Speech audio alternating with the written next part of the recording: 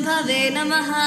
नमस्ते अस्तु भगवन् विश्वेश्वराय महादेवाय त्र्यम्बकाय त्रिपुरान्तकाय त्रिकाग्निकालाय कालाग्निरुद्राय नीलकण्ठाय मृत्युञ्जयाय सर्वेश्वराय सदाशिवाय श्रीमन्महादेवाय नमः।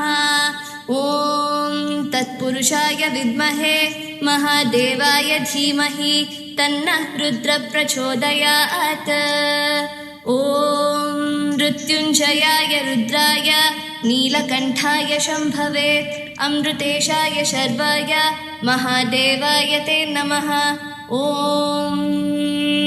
त्र्यम्बकं यजामहे सुगन्धिं पुष्टिवर्धनम् उर्वारुकमिव बन्धनात् मृत्योर्मुक्षीयमामृतात्। ॐ नमो हिरण्यबाहवे हिरण्यवर्णाय हिरण्यरूपाय हिरण्यपतये अम्बिकापतये उमापतये पशुपतये नमो नमः। ॐ